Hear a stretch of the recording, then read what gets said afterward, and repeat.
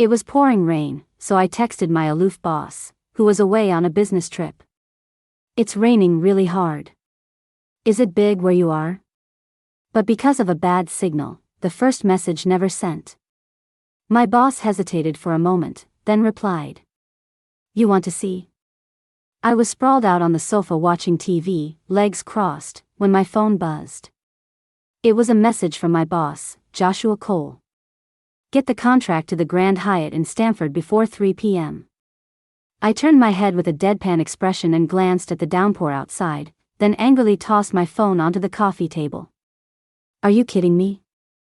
It's the weekend, it's raining cats and dogs, and he wants me to deliver something to the next city over. Don't us working folks get a break? I ran a hand through my hair in frustration, then grabbed my phone and texted Joshua, hoping to awaken a shred of corporate conscience. Joshua. It's raining really hard. Is it big where you are? There's no way I'm not getting soaked if I go out in this. Have a heart, can't the contract wait until tomorrow? After sending the texts, I stared nervously at the screen. Joshua was always deadly serious and stone cold when it came to work. I had no idea if he'd get my hint. Should I have been more direct? On second thought, better not. I didn't want to get chewed out. I stared at my phone for a solid 20 minutes before the screen lit up again. You want to see? My head was full of question marks. What does that mean? He's going to take a picture of the rain for me? Is that really necessary? What a passive-aggressive jerk. I was annoyed now, so I recklessly shot back a direct refusal. No, thanks. Joshua, if it's that bad, I'm not coming. I'm not a great driver. This time, Joshua's reply was surprisingly fast. You prefer it small? What a psycho. Who likes going out in a downpour? Joshua is unbelievable. A violent thud hit the window as dense raindrops pelted the glass like arrows. I furiously typed on my screen. Too big is a no-go. With my skills, I'll die out there. Joshua, it's not that dramatic. Don't be scared. I'll be very careful. I actually laughed out loud from sheer anger. I'm the one driving, what good is it if you're careful? Are you out of your mind? That vile corporate overlord. He really is rotten to the core. To think I used to have a crush on him. Few people at the company knew that Joshua and I were high school classmates. He was the king of our school, good grades, wealthy family, and handsome. Every time he showed up on the basketball court, a swarm of girls would gather to watch. He'd be in his red jersey, the toned muscles of his arms clearly defined. When he flexed, you could see the blue veins pop. The basketball swished through the net. Joshua curled his lip into a smile and high-fived a teammate. Smack. My heart skipped a beat. The girls next to me were gushing. Joshua looks just like a movie star on the court. And I had a major thing for movie stars. So, I wrote Joshua a love letter on carefully selected stationery, even spritzing it with perfume for a little extra flair. The next day, I deliberately walked past his classroom and saw the trash can in the back, overflowing with a mountain of pink envelopes. The color drained from my face. My childhood buddy, Ryan, happened to be sitting in the back row munching on an apple. Seeing me staring at the pile of love letters, he asked, Tina, what are you looking at? Are those? Yeah, letters Joshua threw out. Why do you look so pale? Ryan wiggled his eyebrows mischievously. Oh, I get it. Your letter's in there too. I never would have guessed. You, a straight-A student, getting into puppy love. Ryan's voice was loud enough for half the classroom to turn and stare. I was mortified and furious. Are you crazy? I hissed. Who would like Joshua? I'm not interested in him at all. I spun around to run, only to slam right into a guy's chest. It was rock solid and made my nose throb. I clutched my nose and looked up. A sharp, chiseled jawline, thin lips, and long, dark eyes filled with a casual arrogance. It was Joshua. I was even more embarrassed now. I dodged around him, covered my face, and bolted. Joshua probably threw my love letter away without even looking at it. I was heartbroken about it for a long time, but now, I just feel lucky. Distance really does create beauty. In high school, Joshua's cold, aloof attitude seemed cool. Now that he's my boss, I know just how heartless he can be. He walks around with a permanent scowl and is the king of passive aggression. When I first joined the company, the first proposal I worked on wasn't up to par. My colleagues and I passed the buck back and forth, but no one dared hand the report to Joshua. My coworker Amy said, "Tina, you go. Didn't you say you and Joshua were high school classmates?" Another coworker, Zoe, kicked off the floor, her office chair sliding between us. She lowered her voice. A friendly reminder, Joshua hates it when people try to pull connections. When our last department manager was fired, he was literally hugging the office door, crying and saying he and Joshua were college classmates, that they lived in the dorm next door. Guess what Joshua said? Amy's eyes widened. What did he say? Zoe put on a stern face, mimicking Joshua. She gave a cool, dismissive once-over and snorted. I don't know him. Also, this is a company, not an alumni reunion. Security? Get him out of here. Amy winced. Oof, how humiliating. He would have been better off saying nothing. In the end, I had no choice but to take the report to Joshua. I bit the bullet, placed it on his desk, and stared at my shoes, not daring to look up. After what felt like an eternity, I heard Joshua's flat voice from above. Tina. I looked up, trying to force a smile. Mr. Cole, about this report, I really did my best. Joshua raised an eyebrow. You don't recognize me? Ugh. Here we go. The classic passive-aggressive guilt trip. I'd heard him use that exact line on our department manager. You don't recognize me? The manager had been stunned. Mr. Cole, of course I recognize you. You're Mr. Cole. Joshua gave him a cold glare. If you know who I am, why would you hand me this garbage? There was no way I was going to let Joshua call my hard work garbage. I lunged forward and snatched the report off his desk. I get it, Mr. Cole. High standards, strict requirements. I'll take this back and revise it right now. Tina doesn't recognize me. How could she not recognize me? How could she possibly not recognize me? Watching her grab the report and flee as if escaping a disaster, I sighed, my gaze dimming as a bitter feeling spread through me. Would a girl really not recognize someone she once had a crush on? So, that high school love letter really was just a misunderstanding. I pulled open a drawer and took out a pink envelope. It was old, the color faded, like a long-forgotten memory. Joshua, look, it's Tina from the class next door. She's here to watch you play again. You think she likes you? I followed my classmate's gaze. Tina was standing in the crowd, holding a bottle of water.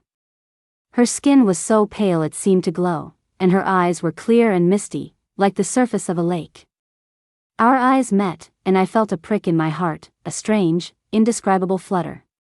The basketball traced a perfect arc against the blue sky and swished through the net. I high-fived my teammate, an involuntary smile spreading across my face. Does Tina like me? What a beautiful day.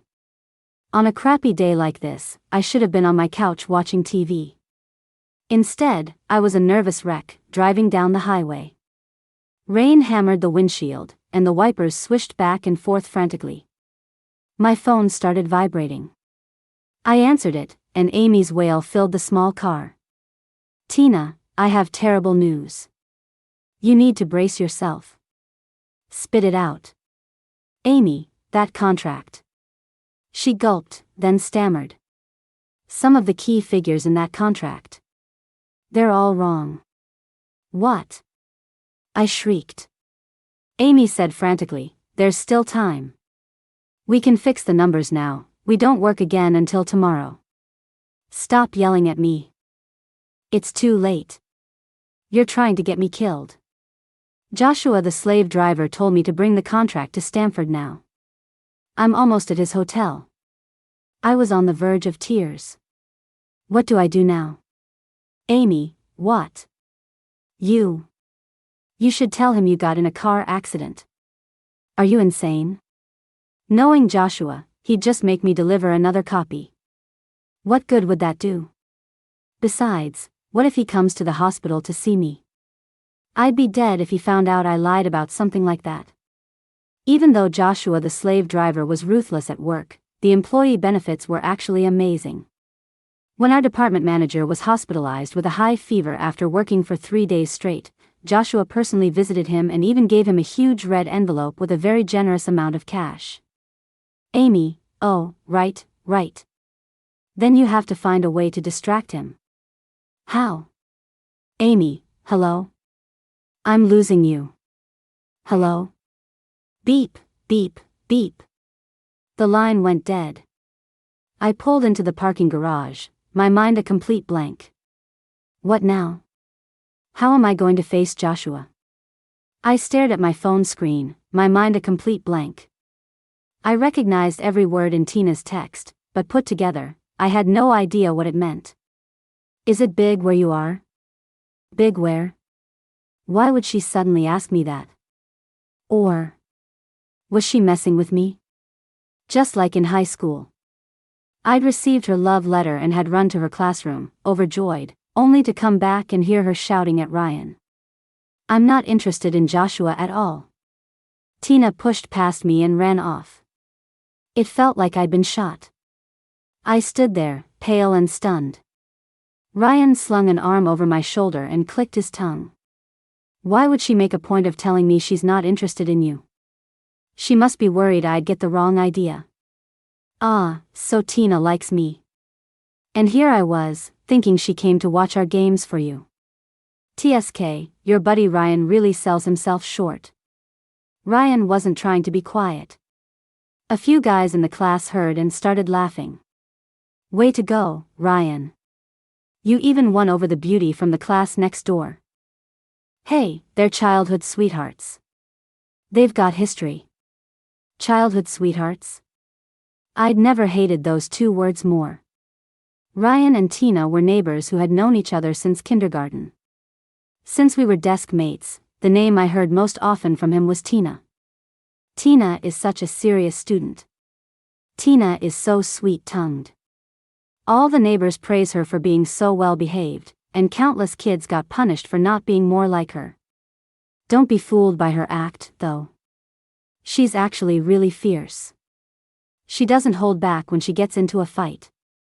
Amid the laughter, Ryan's face turned beet red. The bell rang, and we went back to our seats. Ryan nudged me with his elbow and whispered, "Hey, you think I should say yes to Tina? She's pretty and all, but she's a little too fierce. I'm scared." How fierce could she be? Her skin was so fair, her smile so sweet. I couldn't imagine her being aggressive or mean. Or maybe that was a side she only showed to the person she liked. Ryan opened his desk and cursed. Damn, more love letters. Joshua, can you put your name on your desk next time? People keep getting them mixed up. A sharp pain shot through my chest. I grabbed my water bottle and took a huge gulp, but the bitter, sour taste in my mouth wouldn't go away. So Tina's letter was meant for Ryan. I should have taken it out and given it to him. But I didn't. I was a despicable thief, stealing a beautiful moment that didn't belong to me, treasuring it, hiding it away safely, and taking it out from time to savor. For the 1,001st time, I took the love letter out of my bag. I unfolded the paper. The spot where the name was written at the top was stained with water, the ink smudged into a black blotch. I love watching basketball games most of all. But when you're there, I can never concentrate, because I don't know if I should watch the game, or watch you. The day Tina sent this letter, it had rained heavily. I love the rain. I love how it washed away Ryan's name, so I could pretend that the black smudge of ink was Joshua. Joshua. Joshua, buddy, what are you doing? You haven't been answering your phone. Ryan's boisterous voice came through the receiver. I held the phone away from my ear. What is it? Guess? If you have something to say, say it. I'm busy. Ryan, geez, you're no fun. Just calling to let my buddy know, I'm getting married. It's on the 8th of next month. Make sure you tell Tina, too. You're both in New York, so you can drive over together. I'll show you guys a great time, we'll hit the bars all night. A wave of discomfort washed over me. You're inviting your ex-girlfriend to your wedding? Isn't that a little weird? Ryan sounded confused. What ex-girlfriend? Who? Tina. Weren't you two together in college? I was abroad for 4 years of college and barely kept in touch with my classmates from home. But one time, I was scrolling through Ryan's social feed and saw a post announcing his relationship. It was a picture of him with his arm around a girl, their backs to the camera. The girl had long hair and was wearing a green knit cardigan over a white dress. The sliver of her exposed ankle was shockingly pale. I had seen Tina wear that same cardigan in one of her posts. I clicked on Tina's profile picture and saw her latest update. Had the best weekend. I stared at that sentence for a long time before closing the app and muting both her and Ryan's feeds. Who was with Tina? Damn it, I still get mad just thinking about it. You didn't know? She totally humiliated me in college. You know that picture I posted of my girlfriend? Tina commented on it, all passive-aggressive, like, oh, look at you, even a clueless jock like you can find love. So I tried to be nice. I told her I knew she had a crush on me but not to be too sad, plenty of fish in the sea, that kind of thing. And she completely lost it. That firecracker cussed me out for a solid 10 minutes. It was brutal. So I started arguing back, telling her it was just sour grapes because she couldn't have me. And guess what she said? My heart was in my throat. What happened? Ryan scoffed. She said she'd always had a crush on you, and that you were 1,000 times hotter than me. Damn, that's just insulting. Joshua, you tell me, am I really that much worse than you? Ryan was still rambling on the other end of the line, but my mind went, and I couldn't hear anything anymore. My heart was pounding. With a trembling hand, I hung up the phone. For the first time in years, I had the courage to look at Ryan's social media. The photo showed an unfamiliar girl with big, expressive eyes, a completely different look from Tina. I scrolled down quickly, all the way back to his sophomore year. Yep, it was always this girl. This was Ryan's girlfriend. Then what about Tina? I unmuted her feed and clicked on her profile. Hustle culture is my culture. Work life. Why do I work so much overtime? My mom says it's because I'm single and have nothing better to do. LOL, she's not wrong. Another lonely, sleepless night. Good thing I have work to keep me company. Hee hee. The picture was a pile of documents next to a glowing computer screen. Lonely?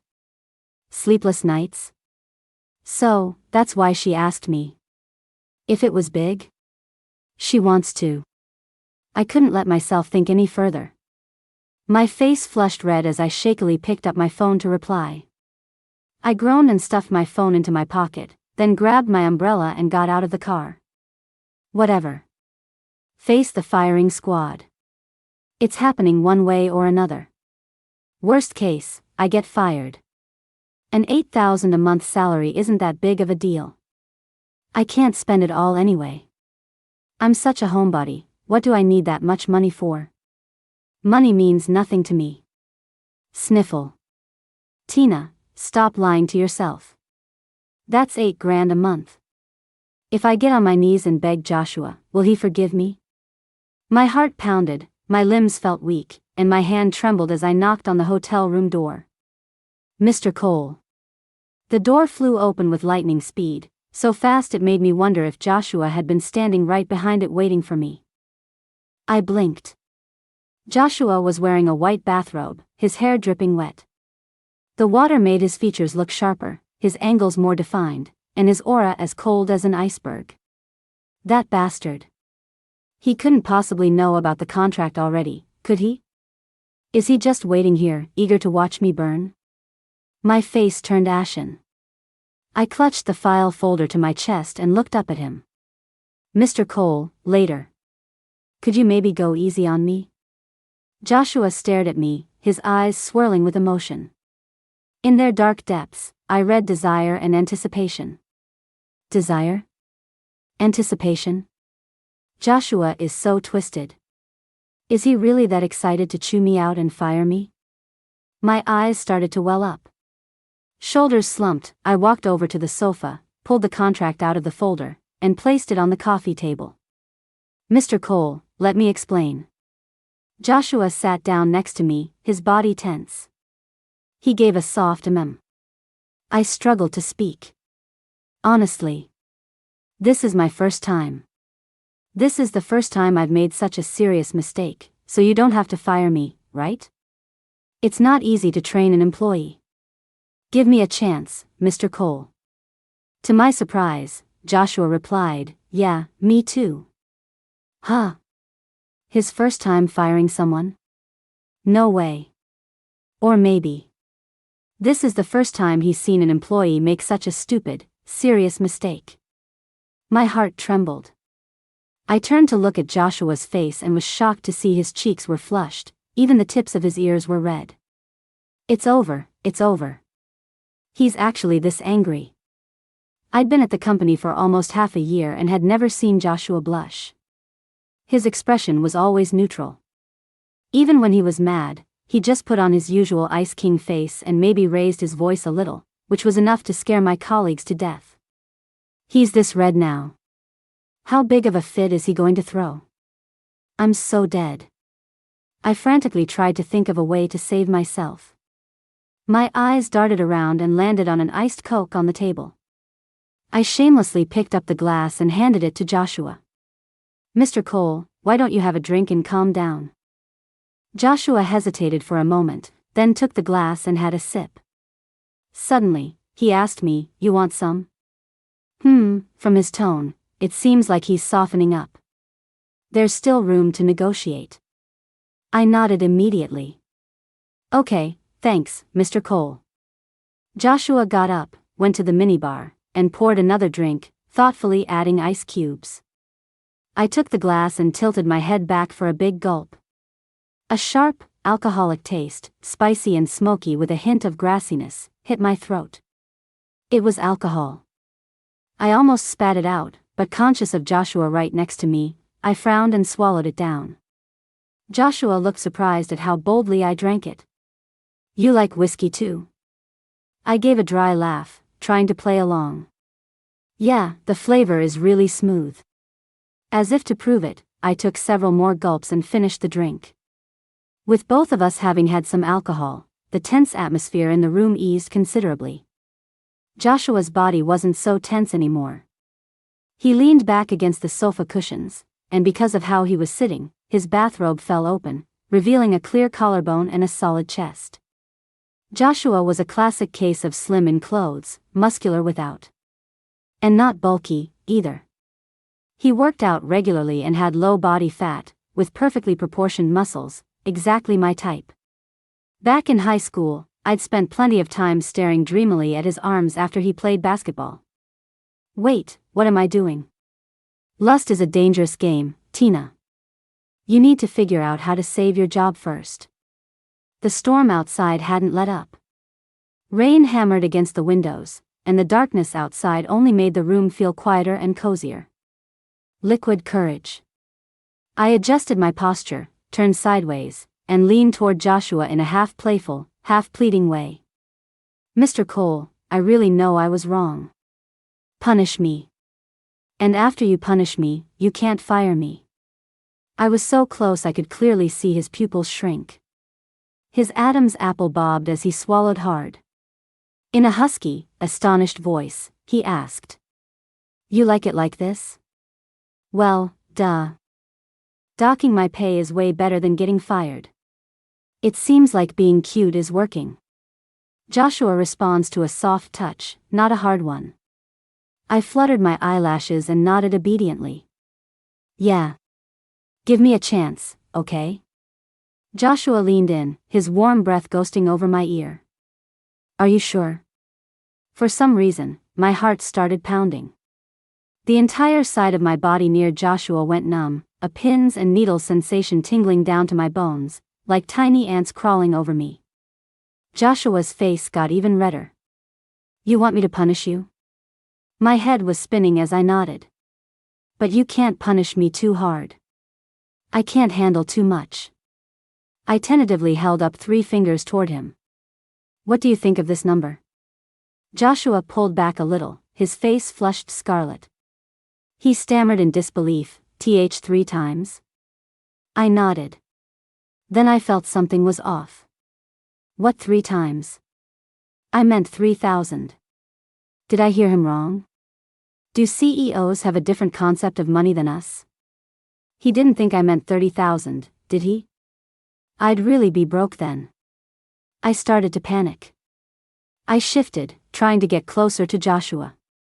But I was wearing a tight, form-fitting pencil skirt, and most of the fabric was trapped under my legs.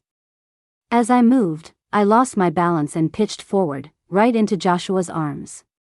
Joshua's hands shot out to catch me. I looked up, our eyes locking. In his dark pupils, I could clearly see my own reflection.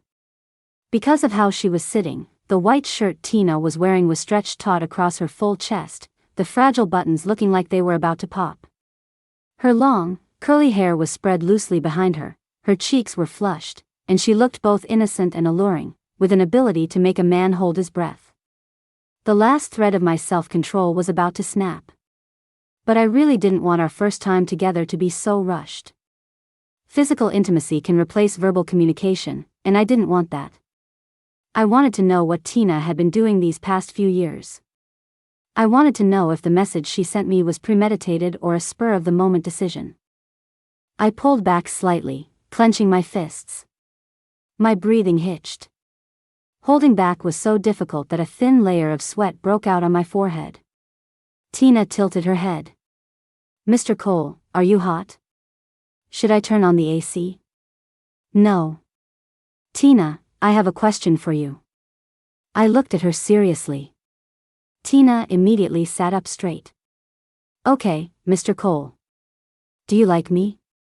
Just like I've liked you, since high school, all the way until now, without ever changing? Is that right? But for the last 5 months at the company, why did you pretend not to know me? And why, today of all days, did you suddenly send me a text like that? Why today? A million questions rushed to my lips, tumbling over each other. After careful consideration, I asked. Why didn't you ever come find me before? Were you, like me, caught in some kind of misunderstanding? I was going to clear up every single one of these damn misunderstandings. I wouldn't let anything stand between us again. Tina froze for a second, then lowered her head in shame. I didn't know before. I only found out today. Really? I honestly wasn't trying to hide it from you. I was just too careless. This was a completely unexpected answer. She only found out today? Did Tina mean she had been planning to forget me? That's why she didn't contact me and pretended not to know me. Until today, when she finally confirmed her feelings? I felt a pang of disappointment, but it was quickly overwhelmed by joy. A secret joy, bubbling up from the depths like air from underwater, breaking the surface and bursting, impossible to contain, spilling out all over my face as a smile. Tina and I. We really were on the same wavelength. I love rainy days. As the rain taps against the window, your thoughts get pulled into a damp, lingering state. I had been standing by the window all day, my longing for her growing uncontrollably, which is why I finally called and made up an excuse to have her driver bring her here. I never expected Tina to be thinking the same thing. Mr. Cole? Mr. Cole? I nudged Joshua's elbow, my heart filled with dread. Oh God, his smile is so creepy. Is he mocking me? Thinking how stupid I am to have only just discovered such a serious mistake and to have the nerve to admit it. He's not still going to fire me, is he? He can't. I softened my voice and whispered a reminder. You promised you'd punish me. And once you've punished me, you can't fire me. Joshua's eyelids fluttered. The smile faded slightly as he casually averted his gaze from my face. His voice was incredibly hoarse. Okay. I held my breath and widened my eyes, waiting for Joshua to say the number. A $3,000 pay cut? 5,000? Joshua the slave driver, please be a decent human being. You wouldn't dock my pay by 10,000, would you? Under my intensely expectant gaze, Joshua lifted his hand and reached toward me. And then, a warm, rough sensation on my earlobe. Joshua's thumb and forefinger pinched my earlobe, rubbing it, toying with it. I felt like I'd been struck by lightning. My mind went blank, but a fine electric current spread from my earlobe through my entire body. I began to tremble uncontrollably. What? What? What is he doing? Joshua leaned in, pressing me down beneath him. His hot breath ghosted over my ear. You have a red mole on your earlobe. I've wanted to do this for 10 years. 10 years ago? I'm 27 now. 10 years ago, I was only 17, a junior in high school. A minor. No, that's not the point.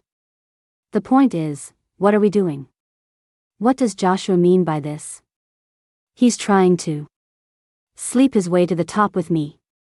His soft lips closed around my earlobe, nibbling gently, then traced a path down my jawline until they found my lips.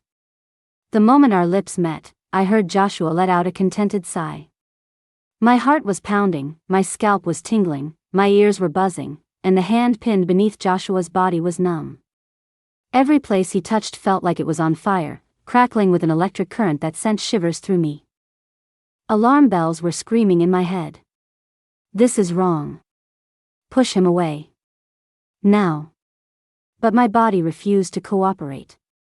My hands moved on their own, wrapping around Joshua's neck. My brain, hey, what are you doing? You're supposed to slap him, not hug him. My hips arched on their own, pressing my upper body against Joshua's, pulling me deeper into his embrace. My brain, you too? Stop it, you shameless waste. Stop writhing. I let out a breathless moan, coordinating with Joshua's movements, lifting my leg. My brain, great, even you're rebelling now. What is wrong with all of you? Joshua's grip on my waist tightened, as if he wanted to merge me into his body. Tina, I like you so much. My brain, huh? What did he say? Ugh, what, like me? Whatever, I'm done.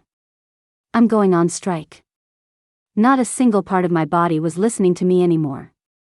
Even my brain was now under Joshua's command. I moved in sync with him, completely compliant. Lost in the moment, I had no idea what day or time it was. You really can't lie to yourself. When you've liked someone for so many years, even if your mouth doesn't say it, the love will find other ways to spill out. Outside the window, after a long and violent storm, the clouds finally broke and the rain stopped. I was in a deep sleep. I had never done such strenuous physical labor in my life. Every cell in my body was exhausted. By the time I opened my eyes again, it was dark outside. My phone was vibrating non-stop on the nightstand. I groggily answered it and put it on speaker. Hello. My own voice, hoarse as a crow's, startled the person on the other end. Tina, what happened to your voice? Ahem, it's nothing. Amy, was it Joshua the slave driver? Did he scare you that bad? Man, was he brutal? I'm getting scared just thinking about it. What was the final verdict? The arm around my waist suddenly tightened. I froze, and a moment later, a jolt of pure terror shot through me. Amy, oblivious, was still ranting. How much did he fine you? 3,000? 10? He didn't fire you, did he? No way, is Joshua the slave driver really that heartless? If all else fails, just seduce him. I'm telling you, with his looks, you wouldn't be losing out. Although, he doesn't seem to like women. I remember you told me last time you think he's probably gay. By the way, why did you say that? Were there signs back in high school? Shut up, just shut up. I frantically hung up the phone. Joshua rolled on top of me, his eyes dark, his lips pressed into a tight line. Slave driver? Gay? Huh, it was all a joke. Let me explain. I reached up and cupped Joshua's face. He kept his stern expression. Okay. Explain. Explain what?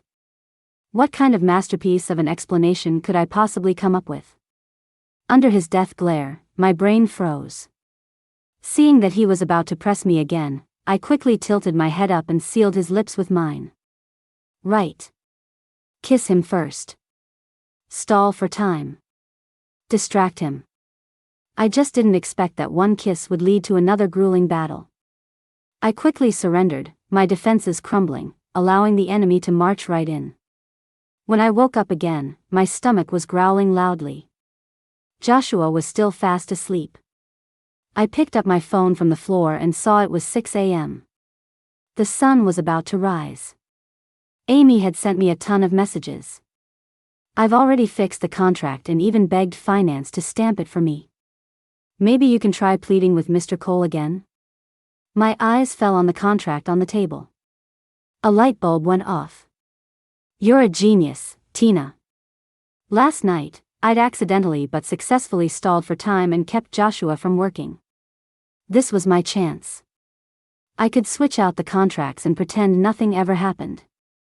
I picked up my crumpled clothes from the floor and got dressed, only to realize a button on my chest had been torn off. I couldn't wear it.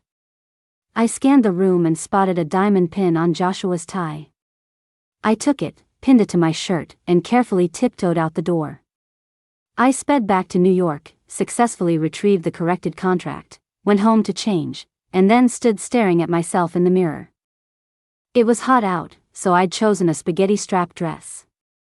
The exposed skin from my neck to my collarbone and down to my chest was covered in large red marks. My face flushed to match. I actually had a one-night stand with Joshua. How am I supposed to face him at work now? I didn't even want to deliver this contract to him anymore. As I was hesitating, Lee, the company driver, suddenly called me. Miss Tina, I am so sorry. Mr. Cole called me yesterday and asked me to drive you to Stamford. I'd already had a few drinks and just agreed without thinking. Then I fell asleep. I'm so screwed. I must have messed up your plans. Mr. Cole is going to kill me. A sudden warmth bloomed in my chest. So Joshua the slave driver wasn't as cold and heartless as I thought. He had actually arranged for a driver to take me yesterday. It's okay, Lee, no worries. I drove myself yesterday. Can you come to my place now and take this contract to Stamford? And don't mention what happened yesterday. I haven't told Mr. Cole. After sending the contract off, a huge weight lifted from my shoulders. I couldn't help but admire myself. Such a serious work blunder, and I'd resolved it so perfectly. Tina, you're a genius. As for what happened yesterday, I'll just pretend it never happened. A guy as uninhibited as Joshua in bed must be the type who can play it cool. We're both adults. It's no big deal. With my mind made up, I went to work the next day feeling refreshed and full of energy. My good mood lasted for half a day. In the afternoon, our department head took a phone call and came back looking horrified, like he'd just seen a ghost. We're screwed. Mr. Cole didn't get the contract signed. Apparently the client wasn't satisfied with one of the project proposals. Said we didn't incorporate their revisions. That project was done by our department. Go. Everyone, get to work. At the manager's command, everyone started typing furiously. I pulled up yesterday's contract on my computer and found that the most critical part was the section I had done. Mr. Davis, I'm sure I revised the design for the exhibition hall according to the client's feedback. Why was the contract changed again? Mr. Davis pushed his glasses up his nose, the lenses glinting. What do you mean, changed again? You're the one who never changed it correctly in the first place. Don't you review contracts before you sign off on them? Tina, you graduated from a top university. Your work is unacceptably sloppy. When Mr. Cole gets here, you can explain it to him yourself. The color drained from my face. I knew exactly what was happening. Mr. Davis was throwing me under the bus. Each person in the department was responsible for a section, and the final version was sent to Mr. Davis for compilation. I had sent him 2 versions, but out of carelessness, he had used my first one and was now trying to pin the mistake on me. But he wasn't wrong. At the end of the day, I was the one who signed off on it and sent it. I was in such a panic at the time that I hadn't even thought to check it carefully. I had to take the fall. When Joshua got back, he immediately called our department for a meeting. Everyone stood with their heads bowed, bracing for his lecture. Who was responsible for the exhibition hall section? Mr. Davis immediately stood up and pointed at me. It was Tina. Mr. Cole, I will reprimand her severely. Seeing my timid, quail-like posture, Joshua's lips twitched into a smile, which he quickly suppressed. No need. Mr. Davis, does that mean she's fired directly? Yes. This Tina, she's been with the company for almost half a year and still makes such a serious mistake. I'll have HR start the process right away. Amy pleaded, Mr. Cole, could you please give Tina another chance? Her work has always been excellent. There must be a reason for this. She secretly tugged on my sleeve and gave me a meaningful look. Joshua's dark eyes were fixed on me. He propped his right hand on the table and gave a slight flick of his wrist. Out. Amy's lip immediately quivered. Mr. Davis sighed. Tina, you can go. Go back to your desk and pack your things. My face changed. No way. He's really going to ditch me after we slept together? That's just cruel. This damn capitalist. He's despicable.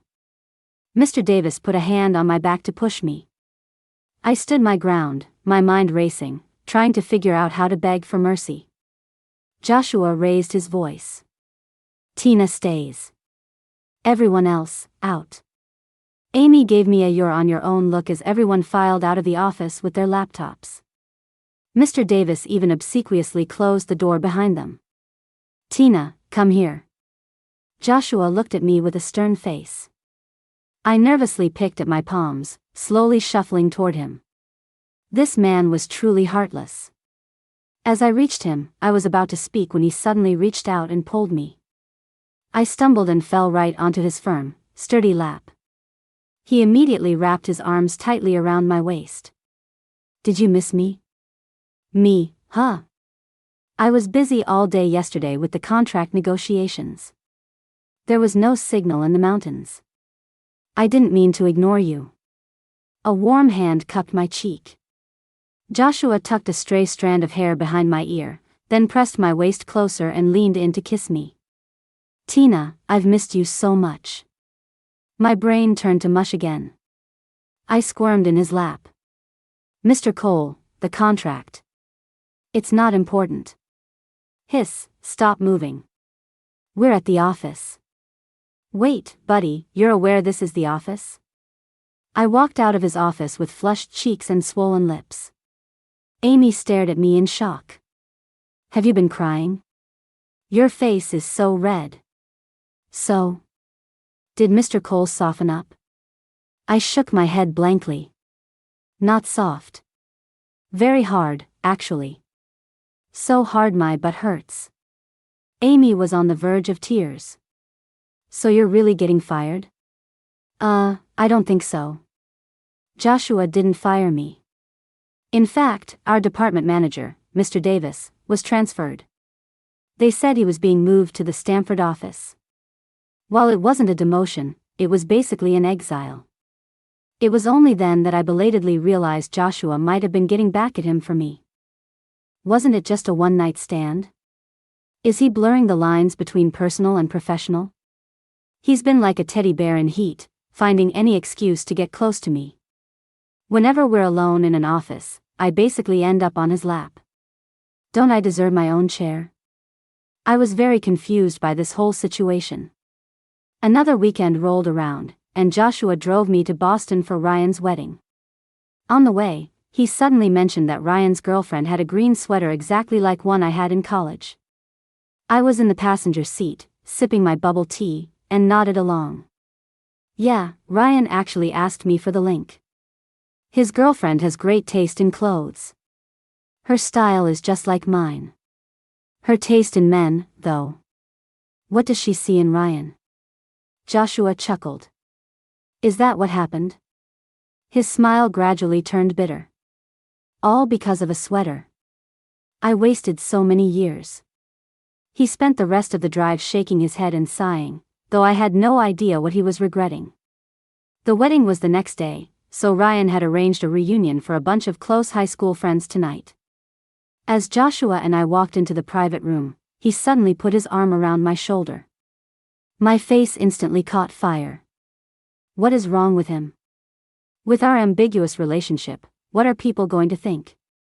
Sure enough, everyone's eyes went wide with shock. Ryan exclaimed, "Whoa. You too?" Joshua nodded with a hint of pride. "Everyone, I'd like you to meet my girlfriend, Tina." Ryan. No way. How come there were no signs of this in high school? The other classmates laughed. That's because you're blind. Of course there were signs. Tina came to every single one of Joshua's basketball games. Yeah, and it was pretty obvious Joshua liked Tina, too.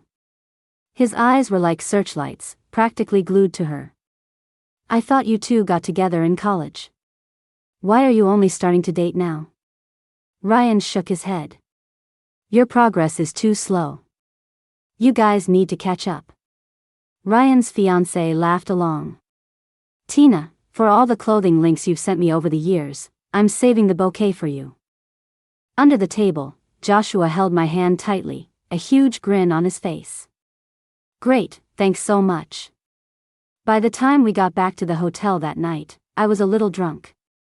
In the elevator, I pulled my hand away from Joshua's. Everyone's gone.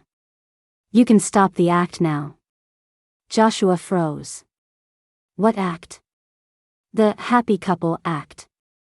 Mr. Cole, why are we doing this? Joshua's eyes narrowed dangerously, his jaw tightening. Tina, say that again. We're acting like a couple? He took a step forward, his presence overwhelming, and pinned me against the wall. In your mind, what exactly is our relationship? I had never seen Joshua this angry before. A fire was burning in his dark eyes, and it felt like if I gave the wrong answer, he could strangle me on the spot. A cold sweat broke out on my back, and most of my buzz wore off. I mustered up my courage and answered. Colleagues who had a one-night stand. Great. Wrong answer.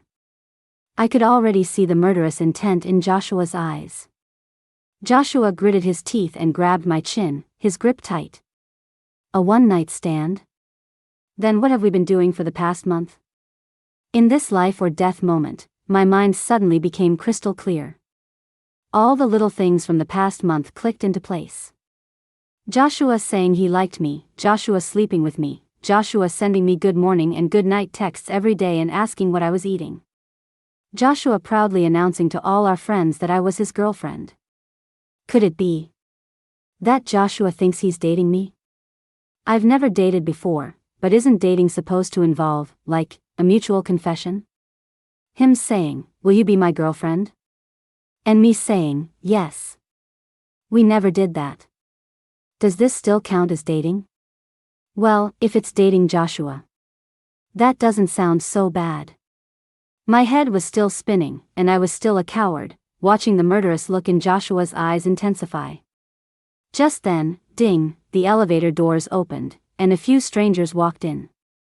In a flash of inspiration, I slid my hand down Joshua's chest, stopping at his lower abdomen, and gave his abs a light squeeze. Mr. Cole. I drew out his name and batted my eyelashes at him. Don't be like this. It wouldn't be good if your wife found out. The people around us stared with wide eyes. Joshua's face turned beet red. The second the elevator doors opened, he grabbed my hand and practically dragged me out in disgrace.